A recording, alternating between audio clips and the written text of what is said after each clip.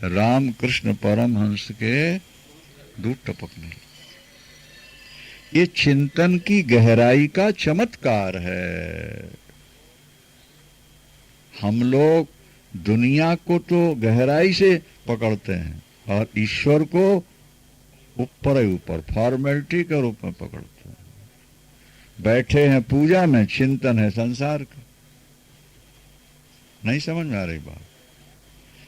ज्ञानी व्यवहार करता हुआ भी भगवान में रहता है और अज्ञानी पूजा करता हुआ भी संसार में रहता है। शब्द नोट कर लो डायरी में। क्या समझे? अज्ञानी भजन करता हुआ भी संसार में रहता है और ज्ञानी संसार में रहता हुआ भी भजन करता है। ये कहानी भी पहले हम सुना चुके हैं। स्वामी रामानंद जी, क्या, जिनके शिष्य थे कबीर दास। जब व्यक्ति बढ़ता है तो चेले भी बढ़ने लगते हैं और चेले बढ़ते हैं तो चेले चाहते हैं कि गुरु के पास 1 मिनट 2 मिनट बैठ के बात करें, अपना दुखड़ा सुनाएं, अपनी समस्याएं सुनाएं, कुछ साधना संबंधी बात करें। तो स्वामी रामानंद जी बहुत बड़े महापुरुष हो गए। उन्हीं के संप्रदाय के सब दीक्षित लोग, विरागी जितने हैं सब, विरागी संप्रदाय वहीं से चला। उन्होंने कहा कि हमारे राम विरागी रूप में गए, तापस वेश उदासी, और 14 वर्ष तो उदासी संप्रदाय, तो हम भी विरागी रहेंगे। अस्तु। तो शिष्यों से बात कर रहे हैं तो किसी अज्ञानी ने आके सोचा कि देखो ये बाबा पहले भजन करता था, अब प्रपंच में फंस गया। इतने चेले नहीं, इतना बड़ा स्थान, ये सब। अज्ञानी तो अपने ढंग से सोचेगा ना। और रामानंद जी बैठे हैं, सबसे बात भी कर रहे हैं और सबको आशीर्वाद भी दे रहे हैं। इतने में कबीर दास बैठे थे पीछे, उठकर खड़े हुए, बोलो गुरुदेव गांठ खोल करके पहना दीजिए। बहुत अच्छा, बहुत अच्छा। बैठ गए। अब लोगों को ये पता ही नहीं लगा कोड वर्ड क्या है। कबीर ने कहा गांठ खोल करके पहना दीजिए और रामानंद जी बोले बहुत अच्छा, बहुत अच्छी बात तुमने सुझा दी हमको। थोड़ी देर बाद जब कथा विसर्जन हुई, लोग गए, जाने लगे, तो लोगों ने पूछा भगवान ये आपके गुरु और शिष्य का जो कोडवर्ड शब्द हुआ उसका मतलब हम लोग नहीं समझ पाए। तो रामानंद जी ने कहा फिर कबीर से पूछ लो। कबीर साहब से पूछा गया तो उन्होंने कहा कि गुरुदेव आप सबसे बात कर रहे थे ऊपर ऊपर से, लेकिन अंदर से वो अपने राम जी का श्रृंगार कर रहे थे और उन्होंने जल्दी जल्दी में मुकुट पहले पहना दिया और पुष्प की माला जो थी वो छोटी थी। वो एक बार राजा को मुकुट पहना दी जाए तो फिर शाम को ही उतरेगी। वो जैसे झंडा सुबह चढ़ा देते हैं ना वहां बॉर्डर पर, तो दिन में नहीं उतार सकते, वो शाम को उतरता है। तो मुकुट पहले पहना दिया, मुकुट बड़ा भाव का और माला छोटी थी। अब पहना रहे थे तो पहनाई नहीं जा रही थी, मुकुट उतार नहीं सकते। तो कबीर ने कहा, मैंने कहा गांठ खोल करके ऐसे पहना दीजिए।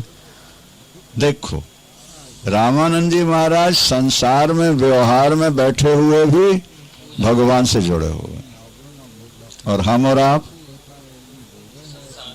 पूजा में बैठे हुए भी। एक सेठ जी कमरे के अंदर बैठे हैं, 3 घंटे का पूजन पाठ है, खबरदार कोई आएगा नहीं, कोई डिस्टर्ब करेगा नहीं। एक नौकर हमेशा दरवाजे पर शस्त्र लिए खड़ा रहता। आज नौकर था नहीं, बेटी से कहा कि तुम खड़े हो जाओ, कोई डिस्टर्ब नहीं करे, पूजा के समय डिस्टर्ब ना हो तो अच्छा है।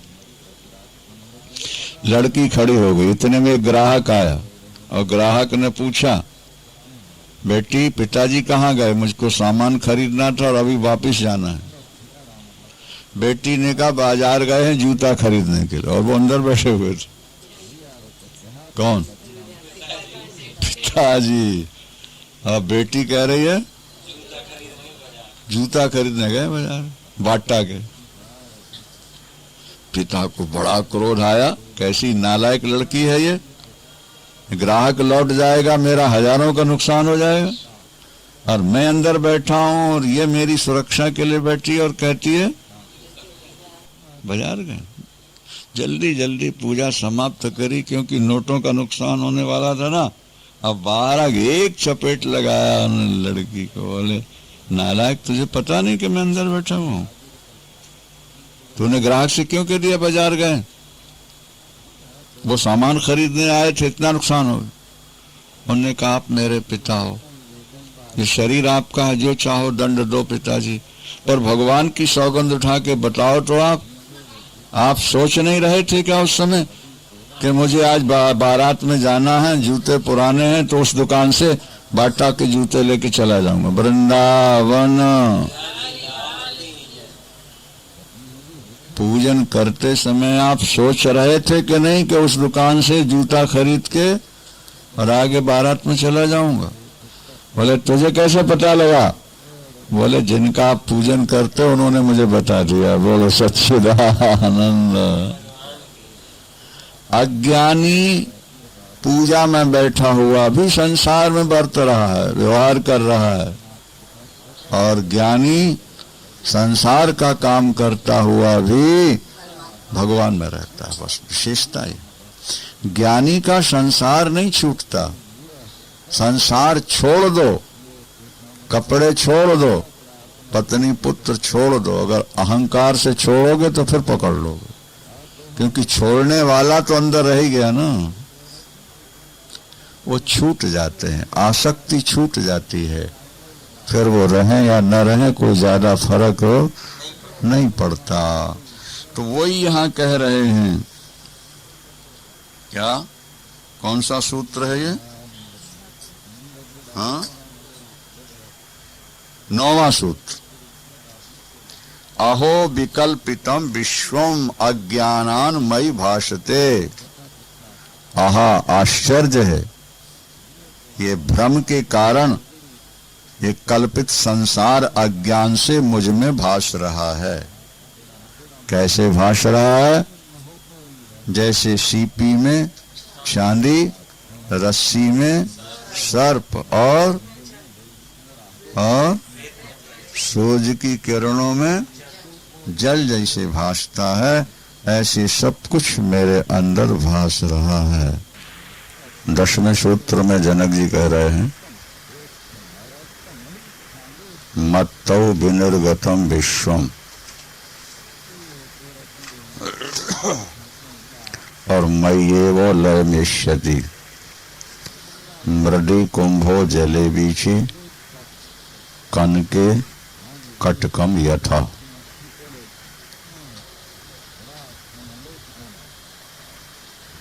ये सारा संसार मुझसे ही उत्पन्न हुआ है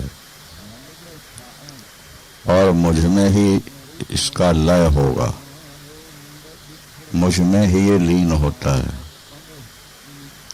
उदाहरण देते हैं, मृदि कुंभो,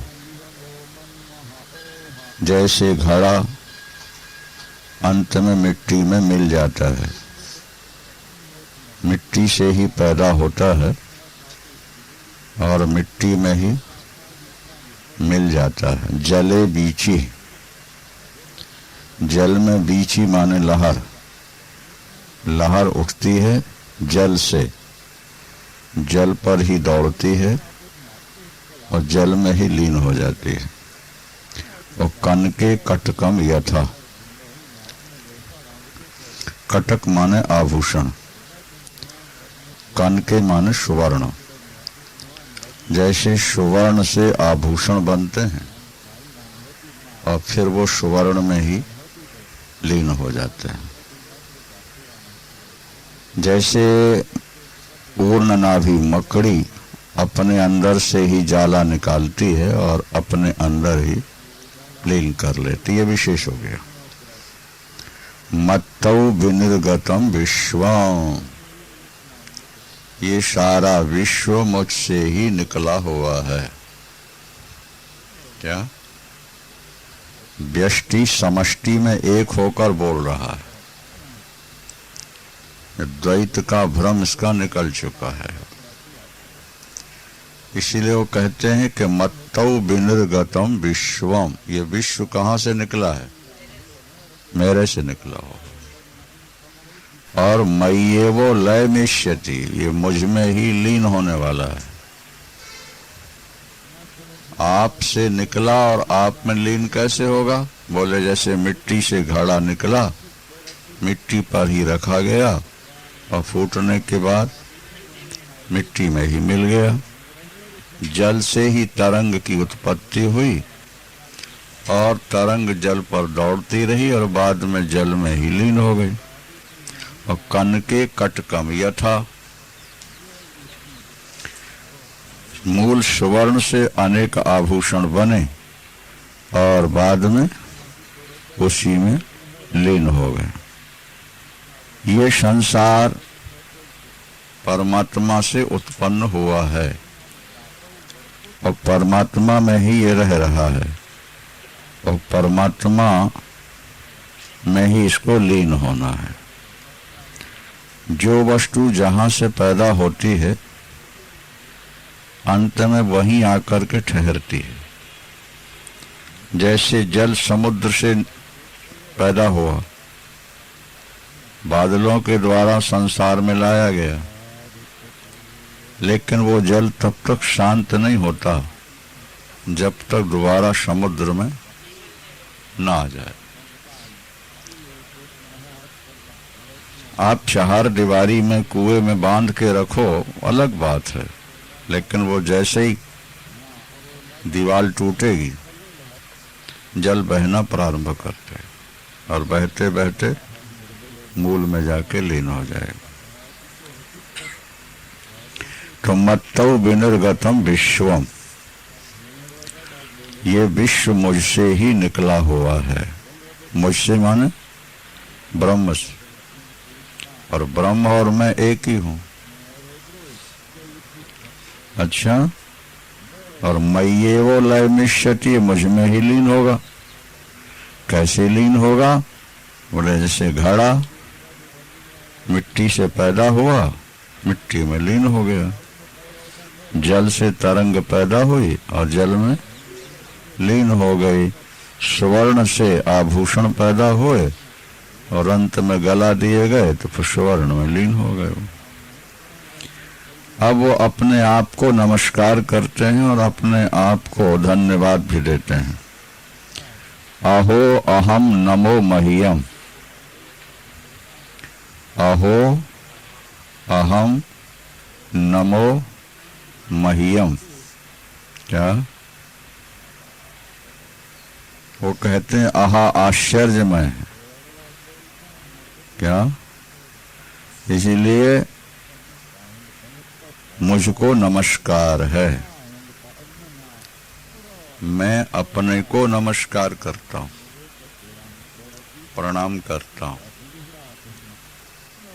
क्या? क्योंकि अब मैं नहीं रहा, शरीर नहीं रहा, अब मैं चिदाकाश हो गया, अब अपने स्वरूप में पहुंच गया। तो उपाधि में बैठ करके मैं निरुपाधिक तत्व को प्रणाम करता हूं। इसलिए मुझको नमस्कार है। अहो अहम नमो मह्यम, विनाशी यस्य नास्ति में, क्योंकि मेरा विनाश कभी होता ही नहीं। ब्रह्मादि स्तंभ पर्यंतम, ब्रह्मा से लेके स्तंभ कहते हैं परमाणु को, तृण को, छोटे से कीट को, सूक्ष्म कीड़े को परमाणु के रूप में जो हो उसको स्तंभ कहते हैं। तो ब्रह्मा से लेकर के स्तंभ पर्यंत जगन नाशे प्रतिष्ठितः, जगत का नाश हो जाने के बाद भी मैं रहता हूं। कैसी ऊंची वृत्ति हो गई, कैसी व्यापक दृष्टि हो गई। कहां तो लोग सोचते हैं कि शरीर छूटा तो हम मर गए, नहीं, और शरीर पाए तो हम जन्म गए। लेकिन महाराज जनक कहते हैं कि सारा संसार नष्ट हो जाए फिर भी मैं नष्ट होने वाला नहीं हूं। बादल लाखों बार आए इस आकाश में, आते गए और मिटते गए, आते गए और मिटते गए, लेकिन आकाश जहां का तहां, ज्यों का त्यों है। क्या? इसी तरह अखंड अनंत जो चेतन तत्व है, चैतन्य पुरुष है, चिदाकाश है, उसमें ये संसार बनते और बिगड़ते रहते हैं।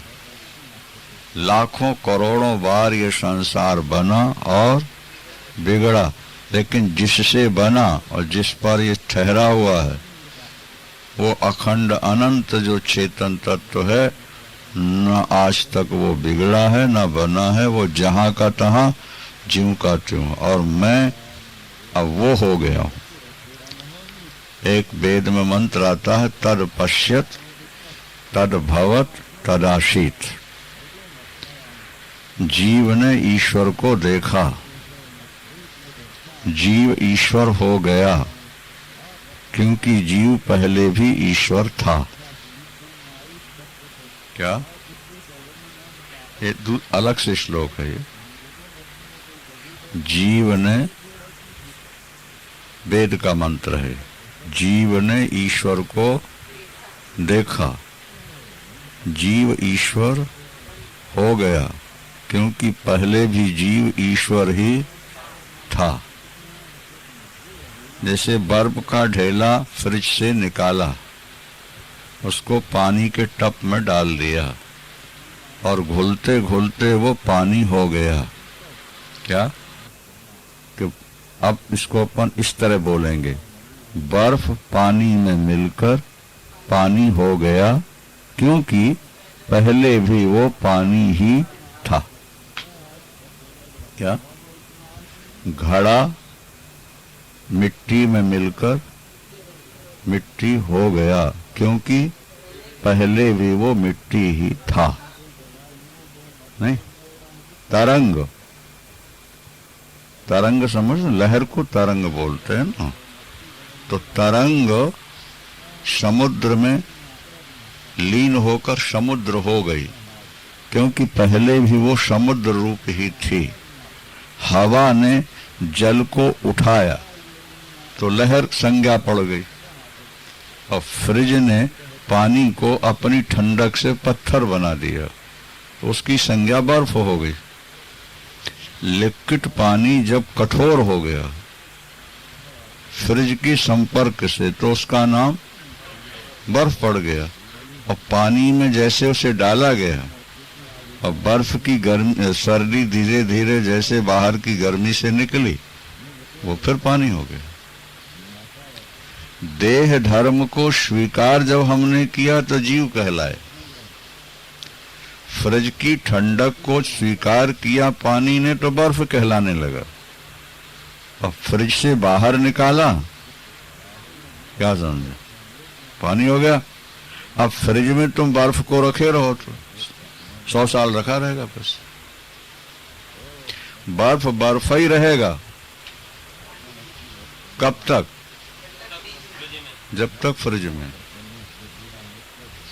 और फ्रिज से तुमने निकाला और थोड़े समय बाद पानी बन जाएगा। जब तक तुम देह धर्म को अपने धर्म मानते रहोगे, अरबों खरबों वर्ष बीत गए, तुम अभी जीव ही बने बैठे हो। जैसे फ्रिज के धर्म को छोड़कर, फ्रिज का धर्म क्या है? ठंडक। फ्रिज की ठंडक को जब बर्फ ने छोड़ा तो बर्फ नहीं रहा, वो पानी हो गया। इसी तरह देह धर्म जो है, काम क्रोध लोभ मोह मद और मात्सर्य, ये देह धर्म है।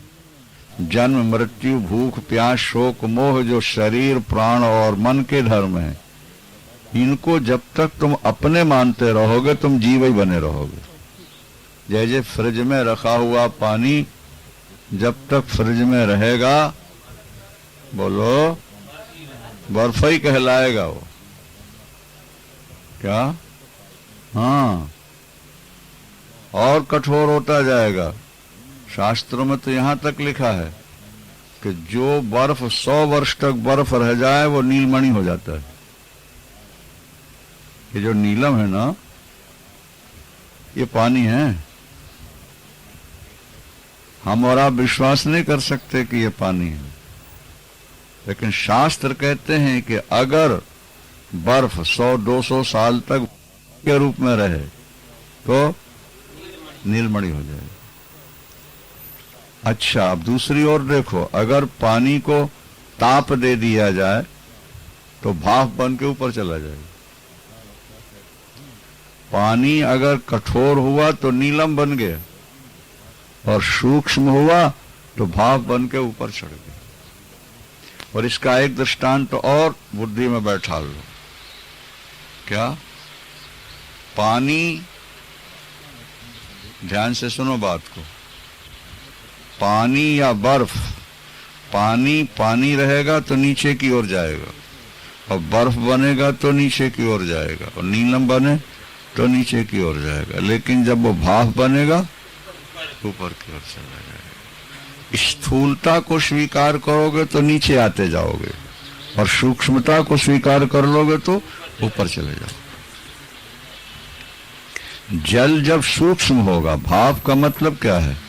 सूक्ष्म हो जाना। जैसे ही जल भाप बना वैसे ऊपर चढ़ने लगा। कितनी सुंदर बात। पानी पानी रहेगा, पानी बर्फ रहे या नीलम हो तो वो नीचे जाएगा, और जब भाप बना तो जल की अपेक्षा भाप सूक्ष्म हुई ना। तो हम शुद्ध चेतन ब्रह्म निराकार निर्विकार थे, हमने स्थूलता को स्वीकार कर लिया, शरीर के धर्मों को हमने अपना मान लिया, इसलिए हम नीचे गिरते जा रहे हैं।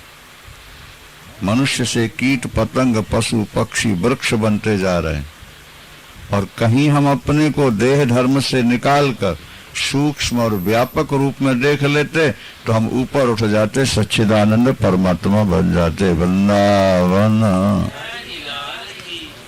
बात समझ में आती जा रही है ना? नहीं।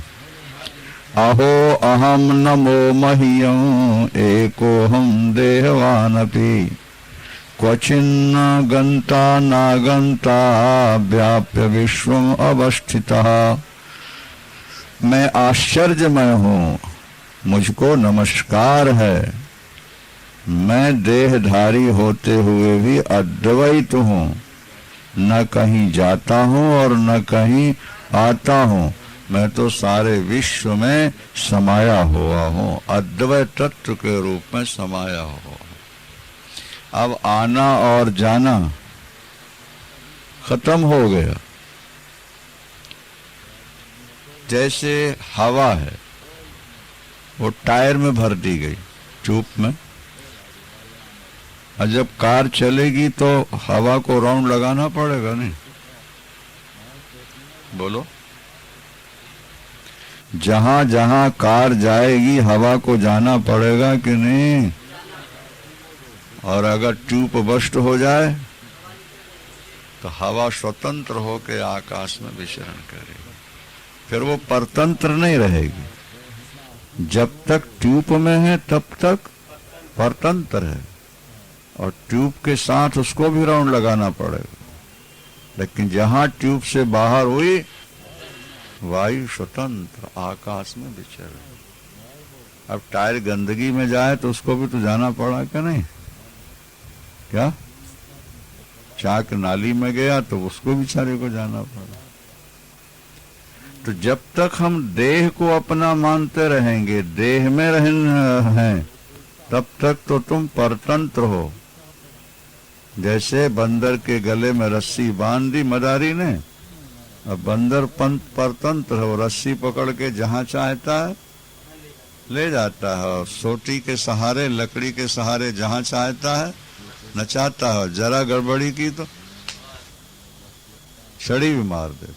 लेकिन रस्सी छूट जाए फिर जंगल का राजा है, फिर किसी के इशारे पर नाचने की जरूरत नहीं पड़ेगी। तुम देह धर्मों को स्वीकार करके ही नाच रहे हो। नाचत ही निश दिवस मर्यो, ये तब ही ते न भयो थिर जब ते जीव नाम धरो।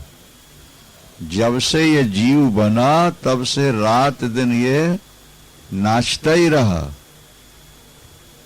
अच्छा, नाचते हुए लोग अपने को स्थिर मानते हैं, मजे की बात तो ये है, और सुबह से शाम तक नाच रहे। क्या एक बार गांव का जाट आ गया दिल्ली, और 2-4 घंटे रह करके भागा, दिल्ली से निकल के गांव चला गया। गांव वालों ने पूछा क्या हो गया भैया? बोले दिल्ली में आग लग गई है। क्यों? बोले सब दौड़े जा रहे हैं, सब भागे जा रहे हैं, मैंने किसी को आराम से चलते नहीं देखा। कोई साइकिल से भाग रहा, कोई स्कूटर से भाग रहा, कोई कार में भाग रहा। दौड़ दौड़ दौड़ है, दिल्ली में आग लग गई, इसलिए मैं भाग करके अपने घर आ गया, कम से कम शांति से तो बैठ गया हूं। व्यक्ति सुबह से शाम तक दौड़ता है। आगरा से दिल्ली 200 किलोमीटर है। अनेक लोग हैं जो दैनिक अप डाउन करते हैं। दिल्ली में उनकी नौकरी है, आगरा में उनका घर है। और सुबह 6 बजे की ट्रेन, 5 बजे की ट्रेन से बैठते हैं, 10 बजे दफ्तर पहुंचते हैं, 4 बजे तक काम करेंगे, 6 तक फिर वहां से ट्रेन से बैठेंगे। अब पत्नी ने कहा सब्जी नहीं, बोले अभी लो, वो दौड़ा जा रहा। बोले आटा खत्म हो गया, बोले अभी लो, वो चक्की की ओर दौड़ा जा रहा। क्या दूध लाए थे सुबह, वो फट गया, बोले फिर लो। बोले अरे बारे बाबू, सुबह से शाम तक नाचा ही रहा है और फिर भी कह रहा हूं मौज से रह रहे हैं। बोलो वृंदावन। क्या नाचत ही निश दिवस मर्यो, क्या तब ही ते न भयो थिर जब ते जीव नाम धर्यो। जब से तू जीव बना तब से लेके आज तक तू नाचा ही रहा है। जनानियां नाच रही, पुरुष नाच रहे हैं। वो अपनी कक्षा में नाच रहे हैं, अपनी कक्षा में नाच रहे हैं। उनकी कक्षा घर से बाहर है और तुम्हारी कक्षा घर के भीतर है। वो बाहर नाच रहे हैं, ये ला वो ला वो ला, यहाँ जा वहां जा, ये, और तुम घर में नाच रही हो। ये बर्तन उठा के यहाँ रखो, ये कपड़ा उठा के यहाँ रखो, ये झाड़ू लगाओ, ये पोछा करो, ये रोटी बनाओ। नहीं समझ में आ रही बात? जब पति बाहर चला गया तो तुम बैठ गई आराम से। अब पति नाच रहा है और सारा दिन नाचते नाचते जब वो घर आके बैठा तो तुम्हारा नाच शुरू हो गया। चाय ले आओ, तो पानी ले आओ, तो रोटी ले आओ, तो मेरा कपड़ा ला के रख दो। अब तुमने नाचना शुरू कर दिया। हाफ टाइम हो गया ना, तो वो भी नाच रहा है और तुम भी नाच। नाचत ही निश दिवस मर्यो मर्यो। कोल्हू के बैल की तरह चलते ही चलते मरे, बैठने को नहीं मिला। और भागवत में लिखा है कि मजे की बात यह है कि लोग दुख में जी रहे, दुखी हैं और अपने को सुखी मानते हैं। ये भागवत में लिखा है, दुखे चो सुख मानी नहा, दुखे चो सुख माने। रजोधिका कर्म परा, इनके अंदर रजोगुण ज्यादा है। ये कर्म परायण है, दिन रात दौड़ रहे हैं परिवार को सुखी और समृद्ध बनाने के लिए नहीं, और दुखों का बोझा सिर पर उठाए फिर रहे, फिर भी कहते हैं हम बड़े मौज में रह रहे महाराज, बड़ा आराम है। फिर तो सुअर भी कहता है कि नाली का हलवा खा के मौज से हम रह रहे हैं। सुअर तो कह रहा है कि हमको मौज है, पर तुम उसको मौज मानते हो? नहीं मानते। तो इसी तरह से जिसको तुम मौज मान रहे हो उसको पाने वाले इसको भी सुअर वाली जिंदगी मान रहे हैं, कुक्कर शुक्कर वाली जिंदगी मान रहे हैं। संत कहते हैं देखो अपन कैसे मस्ती से बैठे हैं, क्या समय से भोजन मिल रहा, समय से नींद आ रही है, विदाउट टेंशन है, आराम से रह रहे हैं। ये संसारी लोग सुबह से लेके रात तक दौड़ रहे हैं। यही गौतम जो बैठे हैं पहले यहाँ काम करते थे गौशाला में, सुबह 4 बजे से लेके रात को 10 बजे तक गौतम ये करो, गौतम ये करो, गौतम यहाँ जाओ, गौतम वहाँ, जी हाँ दौड़ता रहता था। नेत्र गया, बड़ा घबराया, मेरा क्या होगा। हमने कहा आश्रम तेरे लिए, जब तक तू जिएगा तुझे कोई आश्रम से हटा नहीं सकता। हाँ, कोई बहुत बड़ी गलती ना हो तेरे से, ये शर्त जरूर है, और तू भजन कर, कुछ पढ़ लिख। और उसने मान लिया। अब आज दौड़ना पड़ रहा है कि बैठे रहते हो भाई। देख, भजन बिना बाबरे तूने हीरा जन्म गवायो, कभी ना आयो संत शरण में, कभी न हरि गुण गायो, बाबरे तूने हीरा जन्म गवायो। पच पच मर्यो बैल की नाई, पच पच मर्यो बैल की नाई, सोय रहो उठ खायो, बाबरे तूने हीरा जन्म गवायो। अष्टो, अब देखो अपने आप को प्रणाम करते हैं। अहो अहम नमो मह्यम, आश्चर्य है मैं अपने आप को नमस्कार करता हूँ, क्योंकि एको हूँ, मैं एक हूँ, अद्वैत हूँ। देहवान होते हुए भी अब न कहीं जाना है और न कहीं आना है। अब तो सारे विश्व के साथ में एक हो गया, सारे विश्व के साथ। एक राजा ने अपने राजकुमार को देश निकाला दे दिया किसी अपराध से। ध्यान से सुनो, सच्चिदानंद। किसी अपराध से राजा ने राजकुमार को देश निकाला दे दिया और कह दिया नालायक अब दोबारा मुंह नहीं दिखाना, तेरा ये राज्य नहीं, मैं तेरा पिता नहीं, तू मेरा बेटा नहीं। क्रोध में तो व्यक्ति बोल ही देता है कुछ। राजकुमार को रियासत से निकाल दिया। कुछ दिन तक तो राजकुमार को आशा रही कि शायद पिता का क्रोध शांत हो और वो मुझको बुला लें। लेकिन जब दिन बीता, हफ्ते बीते, महीना बीता, वर्ष बीते, तो समझ गया कि अब ये मुझको बुलाएंगे नहीं, इन्होंने मुझसे नाता तोड़ दिया। उसमें कोई गुण था नहीं, दुर्गुण बहुत थे। अब वो भिक्षा पात्र लेके भीख मांगता है, सामान्य कपड़े पहनता है, चिथड़ी गुदड़े में पड़ा रहता है। 2 साल, 4 साल, 10 साल, 15 साल, 20 साल बीत गए। पिता ने बुलाया नहीं और धीरे धीरे धीरे धीरे धीरे उसके दिमाग से ये बात निकल गई कि मैं राजकुमार हूं। 20 वर्ष के पीरियड ने उसके दिमाग पर ऐसा साइकोलॉजी प्रभाव डाला, मनोवैज्ञानिक प्रभाव पड़ा कि वो अपने आप को भिखारी ही समझने लगा।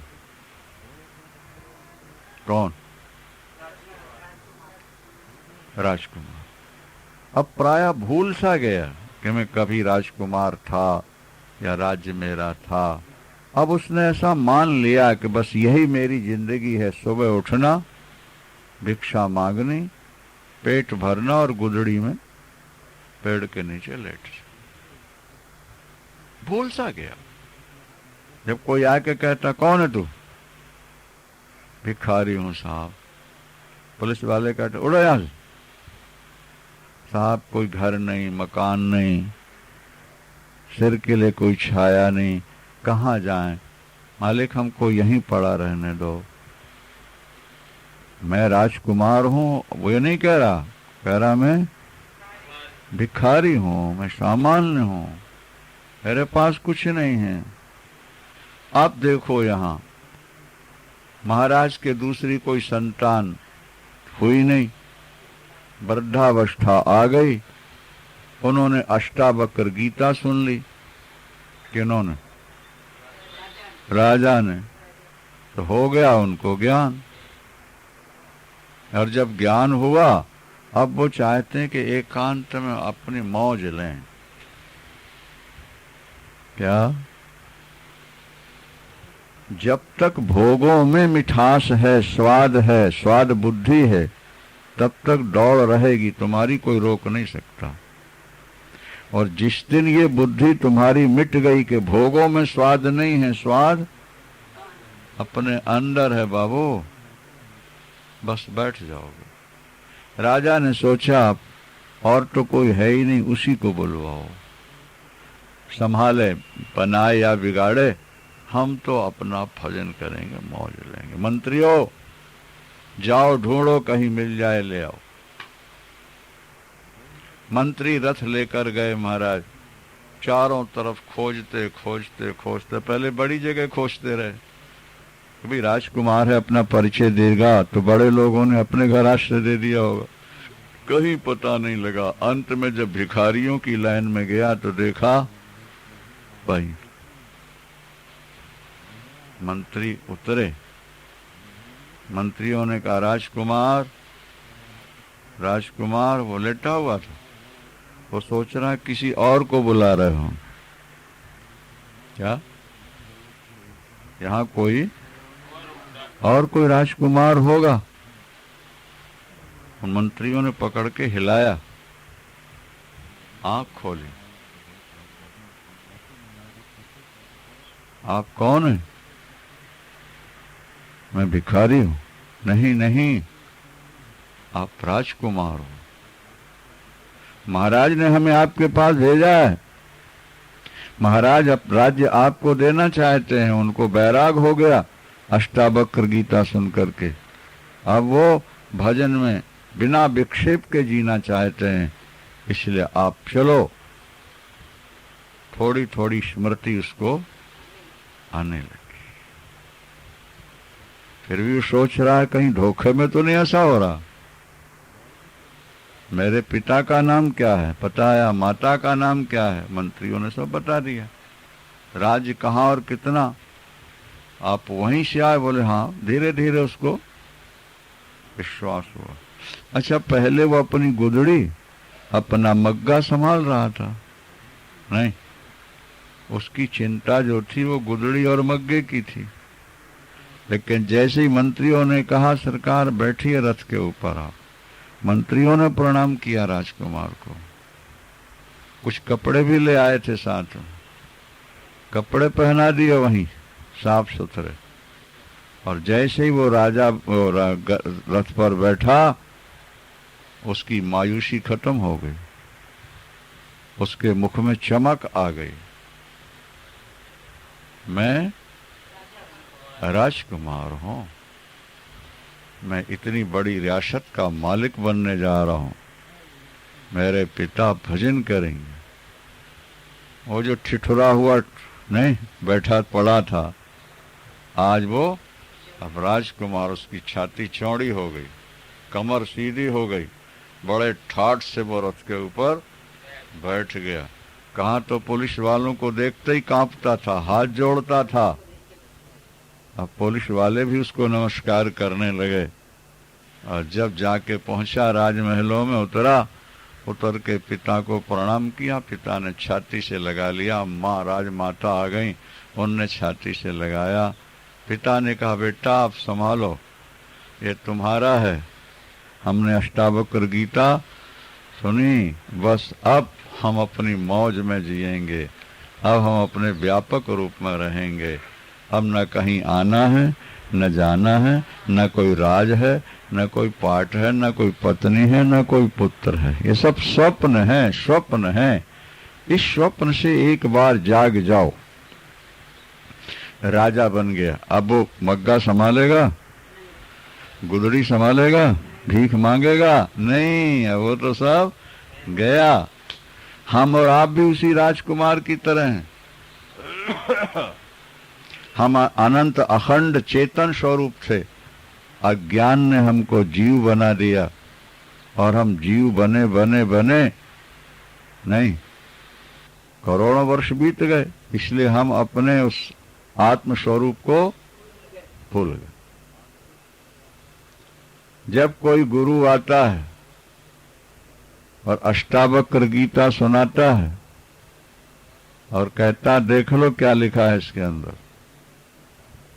और जब तुम्हारी बुद्धि में प्रकाश होता है तो तुम्हारे मुख पर भी चमक आ जाती है और लगता है सब छोड़ो, अब तो सन्यास लें, अब तो भजन करें, अब तो आनंद लें। जब हमको नेचुरल आनंद मिल रहा है तो कृत्रिम आनंद की क्या जरूरत? किसी व्यक्ति को दवा खानी थी शहद के साथ, घर में शहद नहीं थी, उसने सोचा जंगल जाकर शहद ले आए, दवा खानी है। समझ रहे हो कि नहीं? जैसे ही वो खड़ा हुआ जंगल जाने के लिए, उसने देखा दीवार के कोने में मधु लगी हुई है, शहद, मधुमक्खियां। उसने उनको हटाया, छज्जा मिला, निचोड़ा, शहद आ गई। अब वो जंगल जाएगा? हाँ? जिसको घर में शहद मिल जाए वो बाहर क्यों जाएगा? जिसको अंदर आनंद मिल जाए वो बाहर विषयों में क्यों जाएगा? अंदर आनंद मिल नहीं रहा, इसलिए बाहर दौड़ है। और अंदर आनंद क्यों नहीं मिल रहा? क्योंकि हमारे अंदर अभी तमोगुण और रजोगुण भरा पड़ा है, लबालब। और जब तक तुम्हारे अंदर तमोगुण या रजोगुण रहेगा तब तक आत्मा का आनंद प्रकट नहीं हो सकता। कितना ही मीठा आम क्यों ना हो, पर अगर वो कच्चा है, कच्चा आम खाओगे तो मिठास का अनुभव नहीं हो सकता आपको। क्या दुशहरी, लंगड़ा और दूसरे दूसरे जो आम होते हैं बहुत मीठे हैं, लेकिन छोटे छोटे कच्चे आम हैं, उनको चबाओ, खट्टे। अरे वो मिठास कहाँ गई भाई? हमने तो सुना है कि दुशहरी आम बहुत मीठा होता है। बोले मिठास इसी के अंदर है। तो अभी तो ये खट्टा लग रहा। बोले पकने दो, पकने दो, देखो प्रकट होता है कि नहीं रस इसमें से। इसी तरह से हमारा हृदय भी रजोगुणी तमोगुणी है, कच्चा है, इसलिए आत्मानंद वैसे ही छुपा है जैसे कच्चे आम में उसकी मिठास छुपी हुई है। और जैसे कच्चा आम पका कि महाराज वो खटास बदल के कन्वर्ट होके मिठास के रूप में प्रकट हो गई। हमारा तमोगुण, हमारा रजोगुण शांत हो जाए, सत्व गुण आएगा तो सत, चित और आनंद तीनों हमारे स्वरूप प्रकट हो जाएंगे। वृंदावन। एक बात थोड़ी सी कठिन है, पहले भी शायद सुना चुके हैं, ध्यान नहीं है। अग्नि में दो धर्म होते हैं, दाहकता और प्रकाशकता। ध्यान से सुनते चलो, ये तो साइंस जैसा विषय है, गणित जैसा विषय है। जरा मन यहां वहां गया, चले जाओ। भगवान कृष्ण की लीला चल पड़ी तो तुम अपना मन कहीं ले जाओ, क्योंकि कई बार सुन चुके हो तो पता है कि भाई यहां से आगे यहां तक जाना है। लेकिन वेदांत ऐसा नहीं है, यहां तो एकदम सावधान। अग्नि में कितने धर्म हैं? दो, दाहकता और प्रकाशकता। जलाना और अंधकार मिटाना, ये दो शक्तियां हैं आग के अंदर। लकड़ी में आग लगाओगे नहीं, दीपक में आग जलाओगे तो दोनों धर्म प्रकट हो जाएंगे। ज्योति आपको जला भी देगी और अंधकार मिटा देगी। लेकिन वही आग जब जल के अंदर प्रकट होगी तो केवल जलाएगी, अंधकार नहीं मिटा सकती। आपके चूल्हे पर रखा हुआ पानी खौल रहा है, आग है उसमें? नहीं है। बोलो, है ना? और लाइट गोल हो गई, हाँ, तो आग में तो प्रकाश है ही है, फिर कहाँ गया? बोले जल लिक्विड है, और लिक्विड होने के कारण उसने प्रकाश को अपने अंदर छुपा लिया है। केवल दाहकता प्रकट हुई है, प्रकाशकता छुप गई है। वही आग जब लकड़ी में लगेगी, इसी तरह हमारे अंदर जो तमोगुण और रजोगुण है वो जल की तरह है, जहां केवल मैं हूं और थोड़ा बहुत ज्ञान है। लेकिन आनंद बोले वो तो है ही नहीं महाराज, भटक रहे हैं, परेशान हो रहे हैं।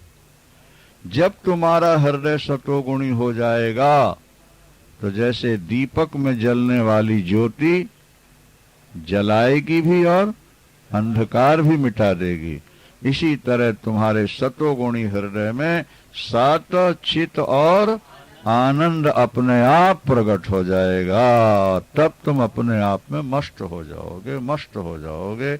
अभी तुम दुनिया की ओर दौड़ रहे हो, पर दुनिया तुम्हारी कुटिया में दौड़ती आएगी। क्या समझ में आई बात? एक बार तुम दुनिया से मन मोड़ तो लो, अपने मणि राम को समझा दो कि रोटी और लंगोटी की तो आश्रम में कमी है नहीं। क्या?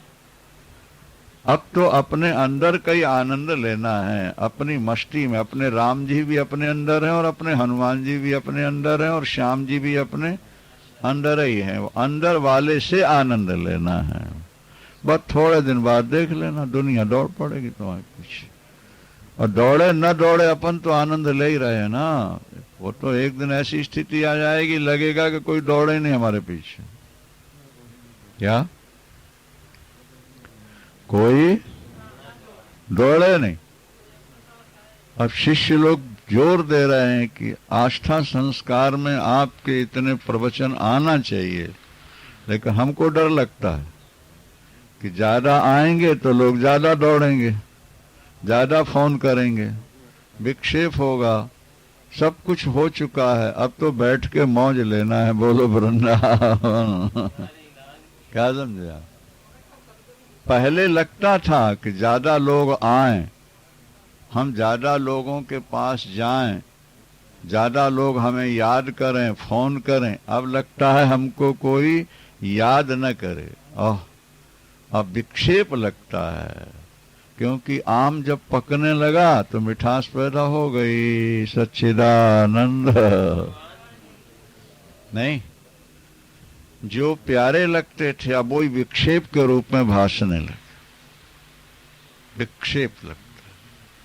अपनी मस्ती, वेदांत का स्वाध्याय करो, भगवान का भजन और पूजन करो, और अपने प्रभु के सौंदर्य में, अपने स्वरूप के आनंद में देखो। प्रभु और आत्मा में भेद नहीं रखना। कुछ लोग कहते हैं जब हम ही भगवान है तो भगवान की पूजा क्यों करें? ये भी प्रश्न गलत है। क्या भाई, अगर हम ज्ञानी हो गए तो रोटी खाना छूट जाएगा, पानी पीना छूट जाएगा? बोलो आप हो, नींद छूट जाएगी? ब्रह्म ज्ञानी होने के बाद भी भोजन तो करना ही पड़ेगा, पानी तो पीना ही पड़ेगा, निद्रा का सहारा लेना ही पड़ेगा। ये नेचुरल धर्म है। तो जैसे ज्ञानी होने के बाद भी खाना और पीना और सोना चलता है, इसी तरह जिस माध्यम से बोध हुआ है वो भजन पूजन पाठ भी जिंदगी भर चलता रहे, तो उसमें नुकसान क्या है? क्या? अब फिर जिसे हम अपने अंदर निराकार में दूर देख रहे हैं, वही हमारी ही आत्मा साकार बन के राम और कृष्ण के रूप में अभिव्यक्त है। क्या भाई, दर्पण में आप अपने आप को देखते हो नहीं देखते हो? हाँ, और अपना मेकअप श्रृंगार देख के खुश होते हो कि नहीं होते हो? बोलो। तो दर्पण में तो हम अपने से अलग दिख रहे हैं ना, लेकिन मानते यही हैं कि हम वो हमारा ही रूप है। दर्पण में हमसे अलग दिखने वाला जो रूप है उसको भी हम मानते हैं कि हमारा ही है, और उसका मेकअप देख करके खुश होते हैं। तो हमारे ठाकुर का मेकअप कितना बढ़िया है, वो भी तो हमारी आत्मा है, राम भी तो हमारी आत्मा है। नहीं समझ में आई बात? तो उनका भजन करना, उनके सौंदर्य का चिंतन करना, कीर्तन करना, उसमें क्या बुराई है? चलने दो। जैसे तुम्हारा भोजन पानी और निद्रा चल रहा है, इसी तरह ठाकुर का भजन पूजन चलने दो। कालक्षेप, टाइम तो पास करना है कि नहीं करना है? टाइम पास करना है कि नहीं? अगर बिना पूजा पाठ के भी वृत्ति स्थिर हो जाए तो वो भी छोड़ दो, पर अगर बिना पूजा पाठ कथा कीर्तन के वृत्ति में विक्षेप आता है, संसारी कोई चित्र बनते हैं, तो फिर उनको छोड़ दो, फिर पूजा पाठ करते रह जाना। अच्छा, अहो अहम नमो मह्यम दक्षो नास्ति नास्ति मत्समः अस्पृश्य शरीरेण एन विश्वं चिरं धृतम्। मैं आश्चर्यमय हूं, मैं मुझको नमस्कार करता हूं, मुझको नमस्कार है। क्यों? बोले इस संसार को छुए बिना दक्षो नास्ति है, मेरी तरह कोई समझदार नहीं है। आज मैं कह सकता हूं कि मेरी तरह कोई, जनक कह रहे हैं दक्षो नास्ति है मत परा, मुझसे मत समा, मेरे समान कोई दक्ष नहीं, मतलब निपुण नहीं। क्यों? बोले शरीरों को छुए बिना और संसार को धारण किए हूं, ये मेरा चमत्कार है, इसलिए मुझको नमस्कार है। शरीरों को हम नहीं छूते और शरीर हमारे सहारे टिके हैं। आकाश बादलों को नहीं छूते, सूर्य भगवान से बादल पैदा होते हैं। ये शास्त्र का कथन है। बादलों की उत्पत्ति सूरज से होती है, लेकिन बादल सूरज को कभी छू नहीं सकते। पर अगर सूरज ना हो तो बादल बन ही नहीं सकते हैं। वृंदावन, ये बहुत बढ़िया दृष्टांत। अगर सूरज ना हो तो नहीं बन सकते, लेकिन बादलों ने आज तक कभी सूरज का स्पर्श नहीं किया। इसी तरह से अगर शुद्ध चेतन तत्व न होता तो जड़ संसार कभी बन ही नहीं सकता था। लेकिन जड़ संसार का चेतन आत्मा से कोई संबंध और संपर्क है ही नहीं। सूर्य की तरह हम चमक रहे हैं और हमारी ही सत्ता में ये संसार बन रहा, ये शरीर बन रहे हैं और बिगड़ रहे हैं। ये बहुत अच्छा दृष्टांत आपको मिला कि सूर्य से बादल पैदा होते हैं, लेकिन बादल सूर्य का स्पर्श भी नहीं करते।